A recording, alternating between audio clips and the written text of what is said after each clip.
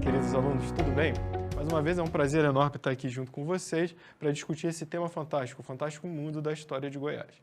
Bem, dando continuidade às nossas aulas, a gente parou de falar no período de 1831, quando houve a abdicação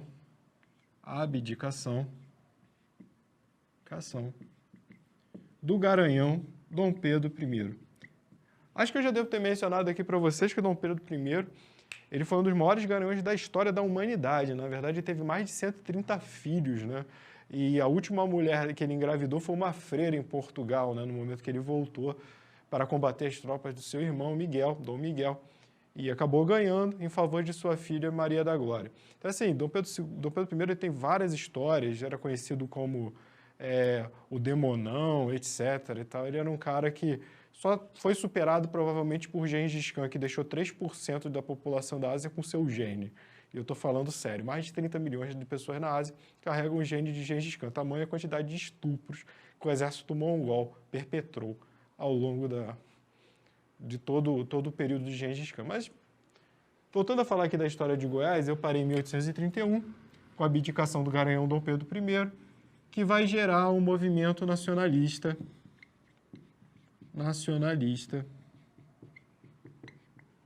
de Goiás, que é muito bem sucedido, né? Expulsa todos os portugueses dos cargos públicos, acabando deixando o legado de 3 presidentes goianos pela primeira vez na história, goianos ocupando o maior cargo do Poder Executivo em Goiás, presidente de província em Goiás.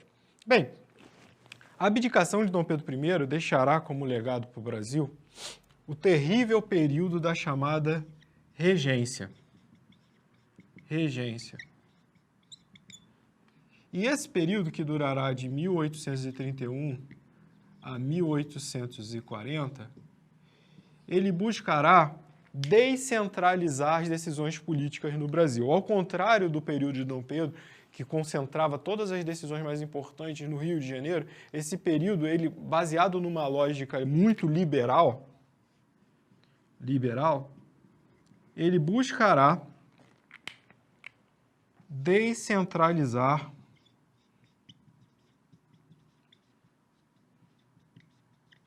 o poder em favor das províncias.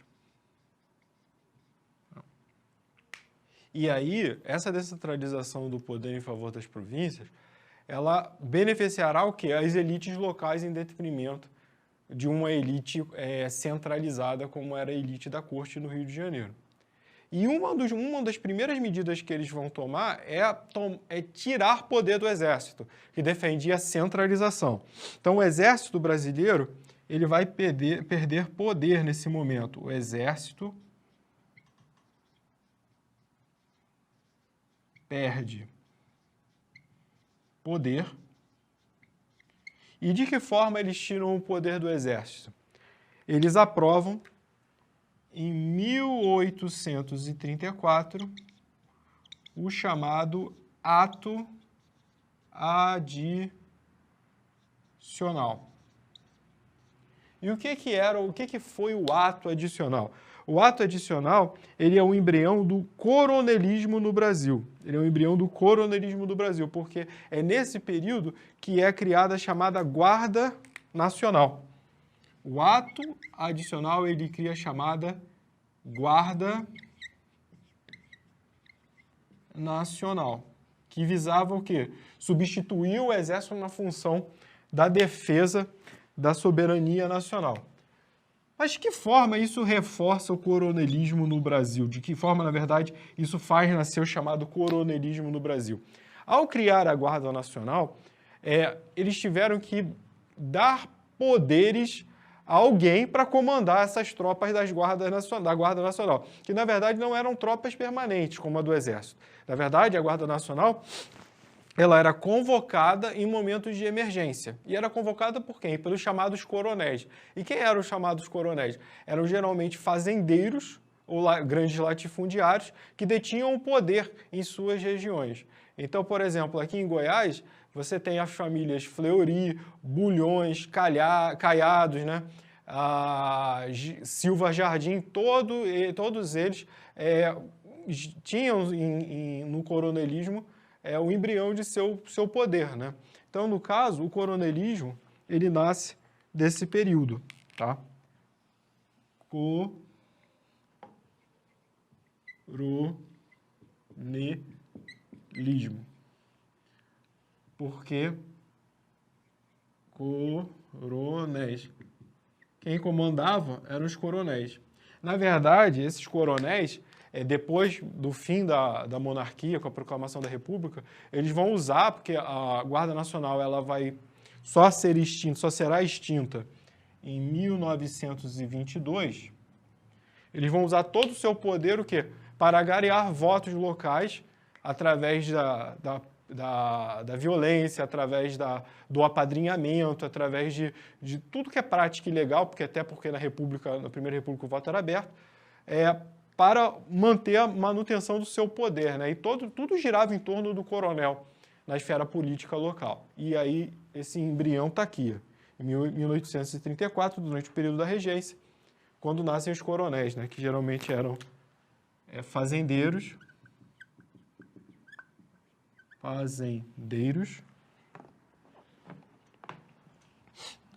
ou pessoas ricas, muito ricas, fazendeiros, ou pessoas muito ricas, tá? Influentes também, pessoas influentes. Não que um exclua o outro, às vezes só se complementam, né, no caso. Bem, passado o período da regência, um período de extrema instabilidade política, muita instabilidade política mesmo, o que vai acontecer é o seguinte, que em 1840 ocorrerá o chamado golpe da maioridade. O golpe da maioridade, na verdade, antecipou a maioridade de Dom Pedro II. A chamada facção áulica do Partido Liberal, ela se aproxima de Dom Pedro I e o Dom Pedro II e pergunta, bem, imperador, o senhor gostaria de assumir o poder? Mas não tenho idade, por enquanto, para isso. Não, mas nós anteciparíamos. Aí ele, sim, por que não? E aí, no caso, ocorre o golpe da maioridade. E aí, Dom Pedro II se torna o segundo imperador do Brasil nesse momento e inicia um período de grande estabilidade e prosperidade política no Brasil. Grande Dom Pedro II, tá? Bem, então, a partir de 1840, você começa a ter prosperidade e estabilidade política no Brasil. Fato é que, durante a regência, a situação era tão grave que várias províncias quase se tornaram independentes do resto do Brasil, por conta de revoltas. Então, eu vou dar um exemplo para vocês de duas, mais especificamente. A Cabanagem, no Pará, que foi uma revolta popular, onde 40% da população do Pará foi assassinada, como forma por conta da repressão pelo Duque de Caxias. Naquele momento, a província do Pará ela tinha 100 mil habitantes, 40 mil perderam a vida durante a revolta. E a Farroupilha, que foi a revolta que mais durou durante o período da regência e entrou também durante o período de Dom Pedro II. Mas quando o Duque de Caxias ele acaba entrando no cenário, depois de reprimir a cabanagem, a Farroupilha acaba sendo desmembrada e o Rio Grande do Sul volta a fazer parte do Império Brasileiro, né? Naquele momento, o Rio Grande do Sul tinha se declarado independente como uma república, a República de Piratini. Bem, o que vai acontecer nesse período aqui? E Goiás? O que está acontecendo em Goiás? O Brasil está pegando fogo, o que está acontecendo em Goiás? Para falar a verdade, em Goiás continua naquele cenário muito de letargia econômica, letargia cultural. As coisas são muito devagar aqui, apesar de você já ter uma intensificação da pecuária naquele momento, né?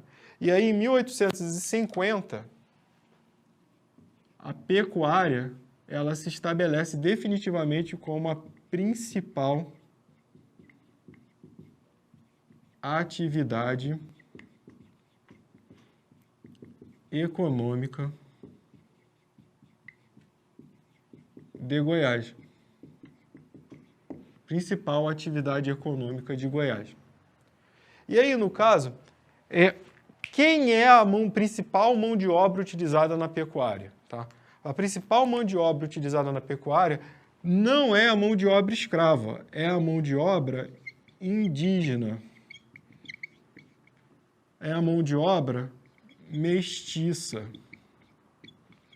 Por quê? Porque ao contrário do ciclo do ouro, que usava a mão de obra escrava como a mão de obra a ser utilizada mesmo era escrava no ciclo do ouro, você utilizar escravos na pecuária era contraprodutivo. Por quê? Porque o escravo ele precisava estar livre para conduzir os bois, então era muito fácil dele escapar, fugir. Então, na verdade, se você pegar a população escrava a partir do fim do ciclo do ouro em Goiás, ela só vai decrescendo, porque perde sentido você manter um escravo. Escravo é caro, você tem que alimentar, escravo você tem que dar roupa, etc. Então, assim, se o escravo fica doente, você tem que dar um jeito, porque se ele morrer, simplesmente você perde dinheiro, porque o escravo, na verdade, não é uma mercadoria, é encarado como uma mercadoria. Então, assim, no caso, a principal a mão de obra utilizada é a indígena mestiça. Outra coisa, se durante o ciclo do ouro a mestiçagem ela se dava muito entre brancos e negras, aqui a mestiçagem é muito entre indígenas, mestiçagem vai ser muito entre o elemento indígena e o elemento branco. Tá? Brancos e indígenas vão se miscigenando, o que vai dar muita característica da população de Goiás. Você vê muita gente descendente de indígena com branco aqui em Goiás, é muito comum. Tá? Outra coisa também, por que dá certo? Como eu já falei para vocês, um dos fatores que faz dá certo é porque o gado ele se autotransporta. Um outro fator também é a própria característica do cerrado. Né? O cerrado ele é uma savana. Então, há muito pasto para o gado aqui. Né? E também, devido ao terreno, é fácil do gado se locomover. A abundância também de água, né, no cerrado brasileiro. Então, isso facilita todo o estabelecimento da pecuária como a principal atividade econômica já na década de 1850 em Goiás. Né?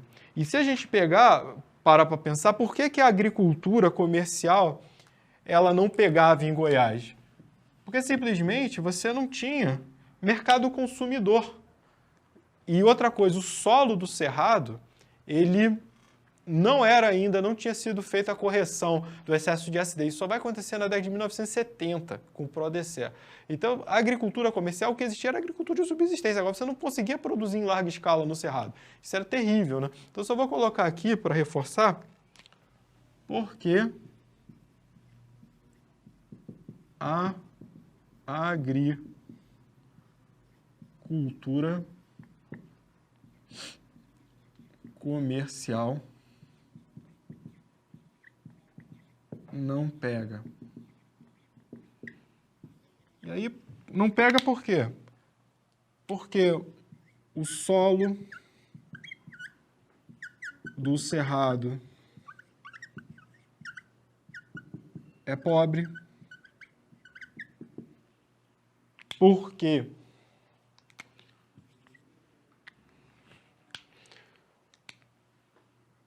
não havia mercado consumidor,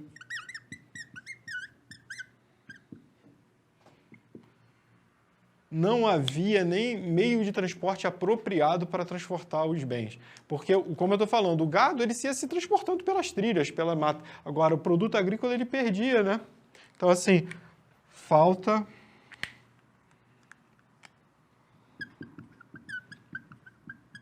de infraestrutura de transporte.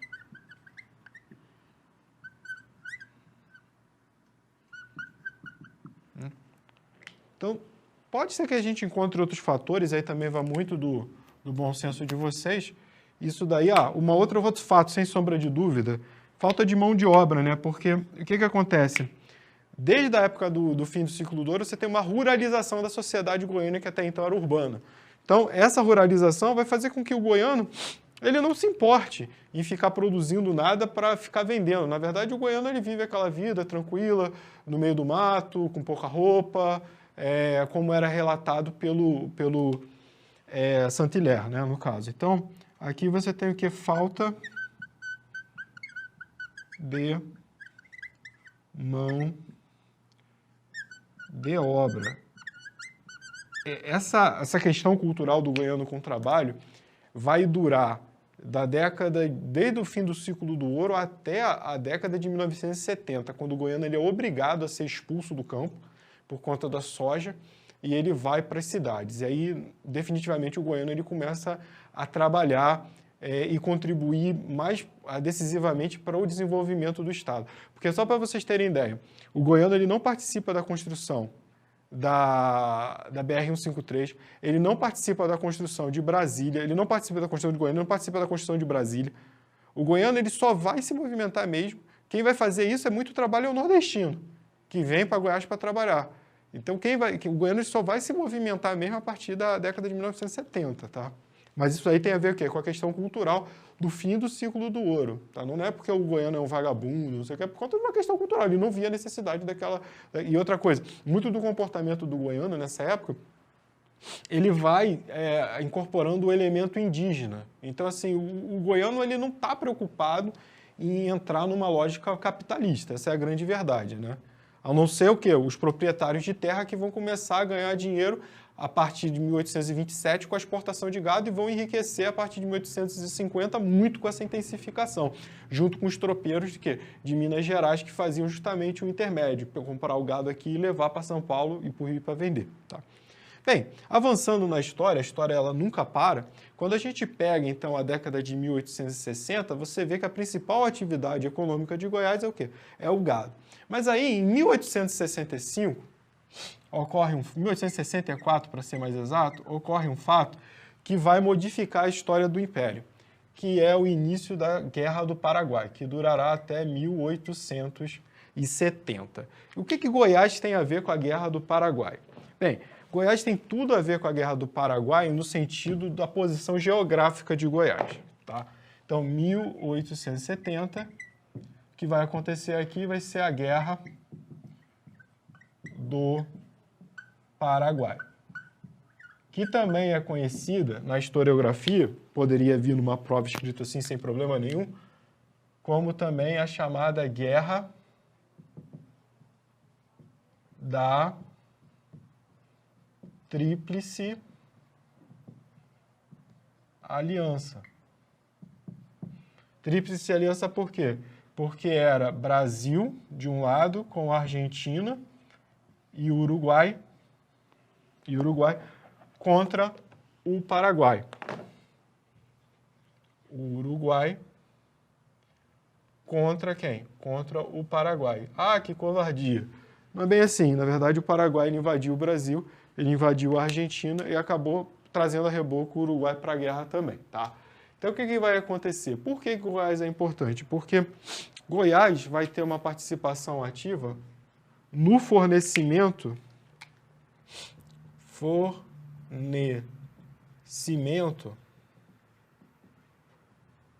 das tropas que lutavam no Mato Grosso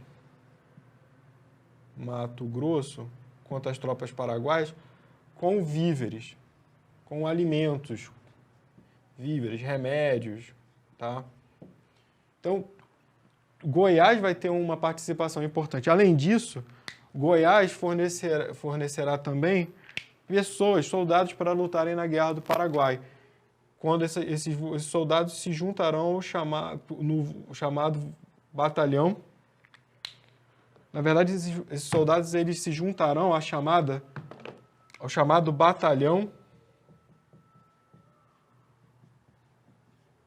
da Laguna.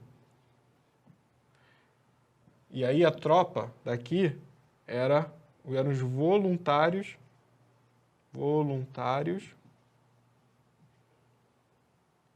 da pátria de Goiás, ou o Batalhão de Goiás, que vão se juntar ao Batalhão da Laguna, que foi uma tropa brasileira que saiu de Santos e foi caminhando, passando por Vila Boa até o Mato Grosso para expulsar as tropas paraguaias que haviam invadido o Mato Grosso.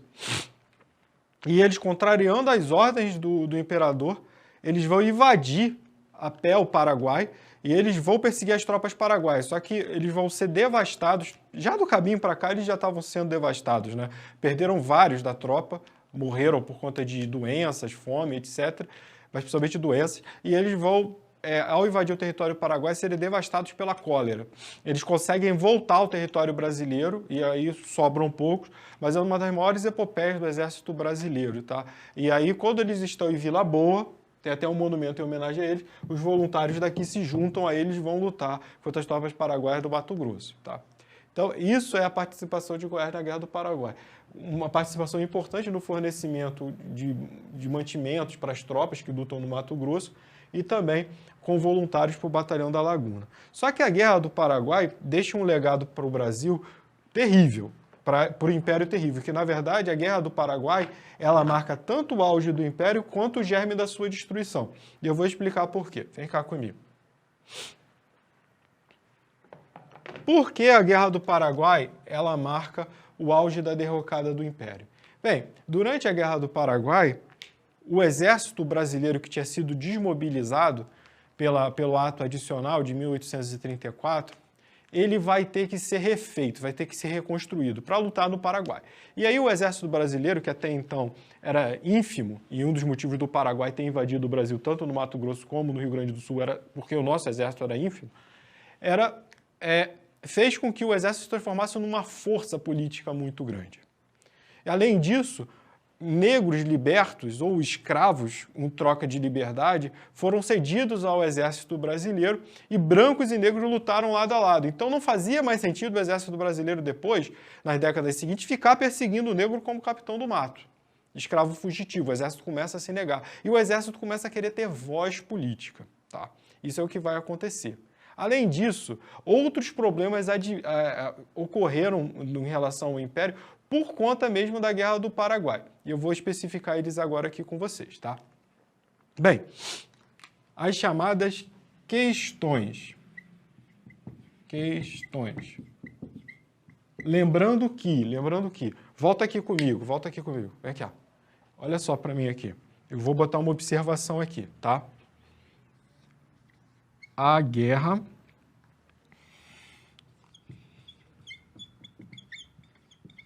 do Paraguai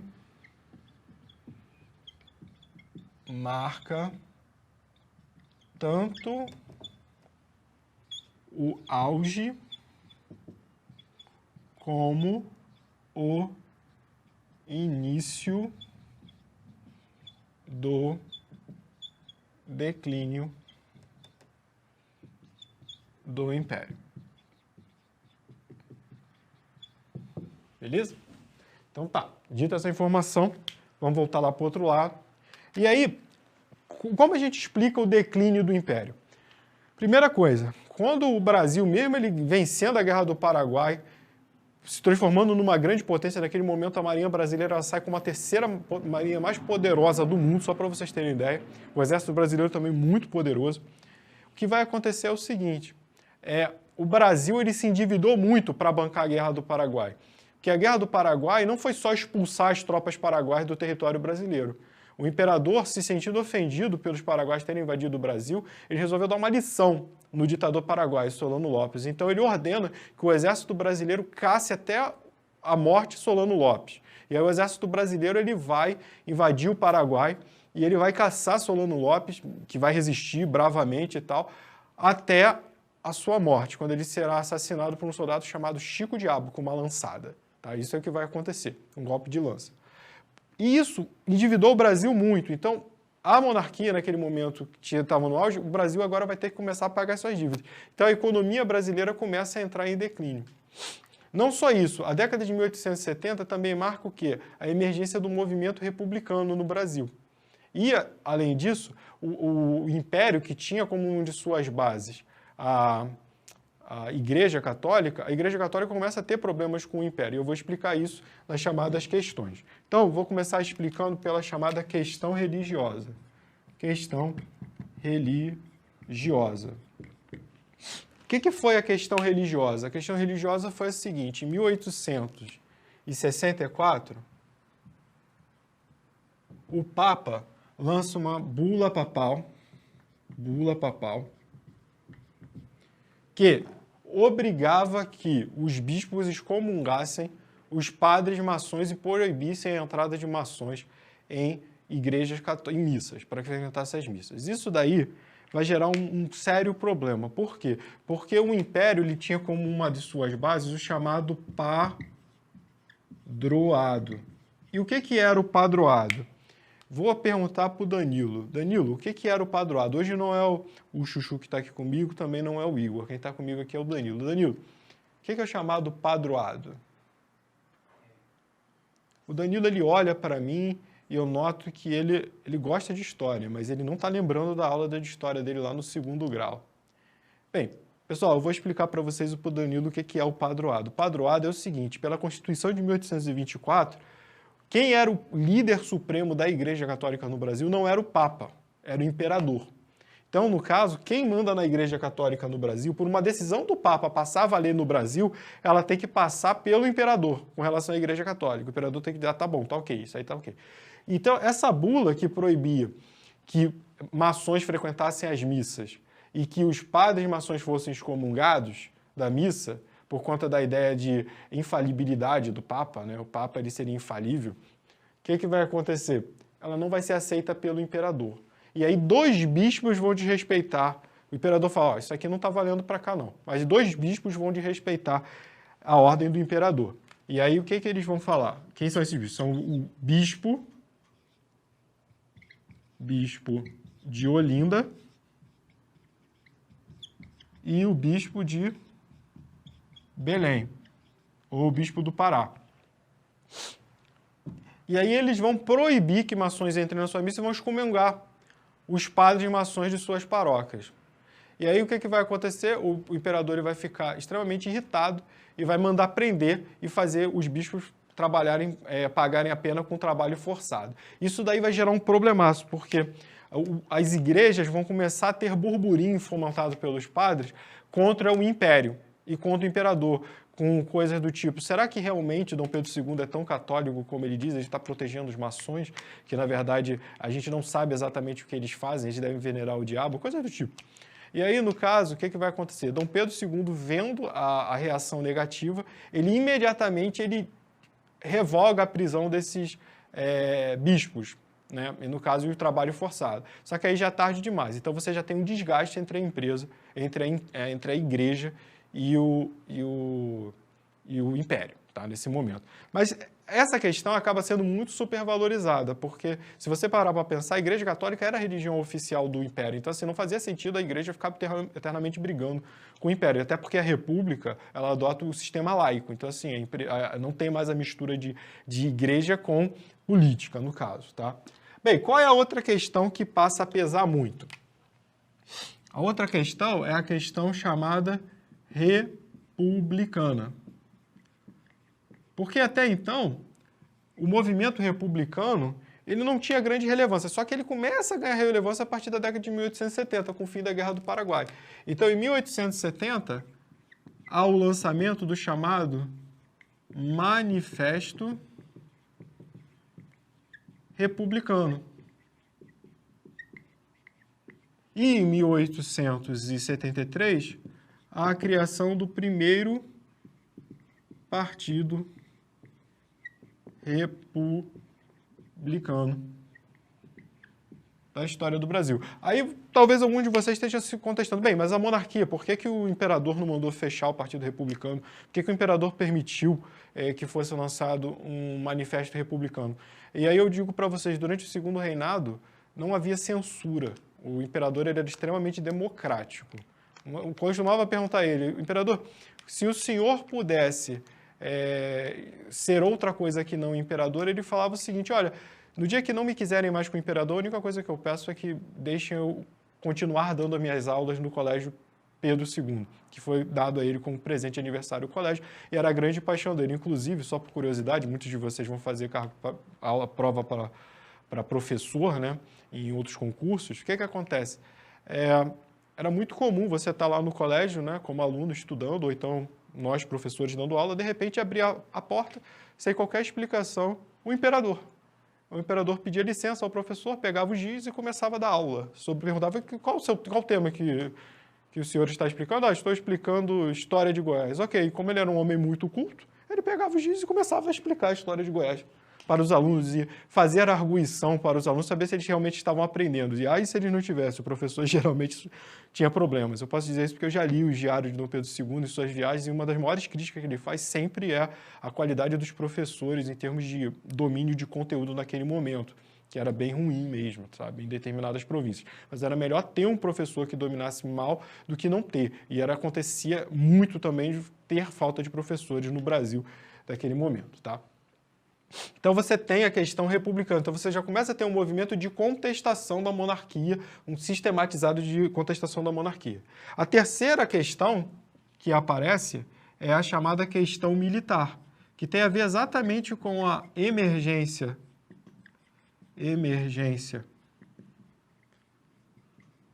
do exército como o quê? Ator político. Era o exército querendo dar pitaco na política, o que era proibido pela Constituição de 1824, militar dar pitaco em questão política. E aí, ao longo da década de 1880, você vai tendo uma série de entreveros entre alguns líderes do exército e a monarquia, e aí, no caso, isso daqui vai acabar redundando no golpe de 15 de novembro de 1889, que vai levar ao fim da monarquia. Agora, uma questão também que pesa muito, e ela não é exatamente uma questão, mas é um fato que ocorre e é decisivo para o fim da monarquia, é o quê? É o 13 de maio de 1888. O que acontece no 13 de maio de 1888, pessoal? Acontece a abolição da escravidão.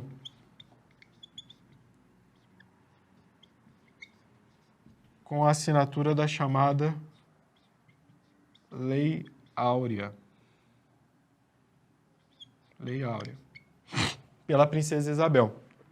Fato é que havia resistência dentro do Senado brasileiro e dentro do Congresso Nacional que existiam aqueles grupos que defendiam por conta do movimento abolicionista que era muito forte durante a década de 1870, e havia aqueles que eram contra, que eram principalmente os proprietários de escravos. Um escravo valia, eu acho que eu já comentei isso com vocês, um escravo saudável, um escravo forte, valia em média o que seria hoje em torno de 40 a 50 mil reais. Então havia proprietários de terra, o valor de um carro novo, carro zero na verdade, havia proprietários de terra até dependendo do tamanho da propriedade com 300 escravos. Não era o caso disso aqui tanto em Goiás, por quê? Porque em Goiás o movimento abolicionista ele já vai atuar de uma forma que a inutilidade do escravo naquele momento faz com que os próprios senhores de escravo eles libertem em massa, né, os seus escravos. Agora, fato é que em outras regiões do Brasil, como por exemplo Rio de Janeiro, onde você principalmente tinha uma quantidade de escravos ainda muito grande, houvesse resistência. E um dos diálogos que é relatado na história é o seguinte: o barão de Cotegipe, um dos grandes escravagistas da história do Brasil, grande proprietário de terras, ele chega para a princesa Isabel e fala: olha, princesa, vossa majestade sabe que a abolição deste povo lhe custará a coroa. Que já antecipando que a monarquia perderia a base de apoio dela nos barões. Os barões não fariam nada para defender a manutenção da monarquia. E diz a história que a princesa Isabel responde: 1000 coroas pela liberdade desse povo. Então, assim, ela vai lá e assina e liberta realmente. Só que isso faz o quê? Que haja o quê? Haja simplesmente a perda de base da monarquia, levando o que é o fim da monarquia. Agora, como isso afeta Goiás, né? Afeta Goiás da seguinte forma: você tem um movimento republicano em Goiás, muito incipiente. Na verdade, calcula-se que na cidade de Goiás houvesse no máximo 15 republicanos, né? E aí também há um movimento de abolicionistas em Goiás, liderados por uma pessoa. E é o que a gente vai falar agora aqui com vocês, tá? Bem, o nome dessas pessoas são os seguintes.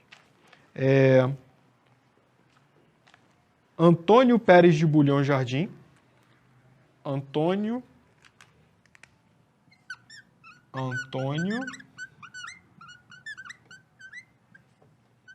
Pérez de Bulhões Jardim. Será o grande nome do abolicionismo em Goiás. Abolicionismo.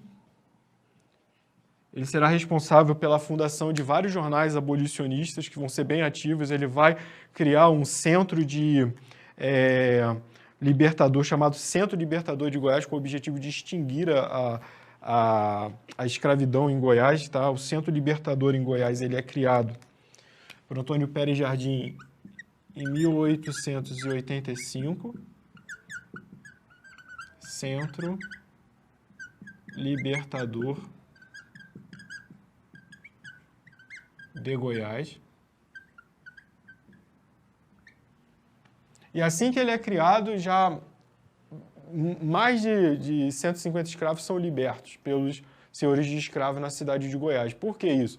Porque simplesmente não havia serventia, não era porque eles eram bons. E naquele momento, ser abolicionista fazia bem, digamos, a imagem pessoal da pessoa. Então, assim, era digamos, uma forma de propaganda, porque ela está atualizado com os novos tempos, digamos assim. E quem vai ser o grande nome republicano da história de Goiás? Será um cara chamado Guimarães Natal. Guimarães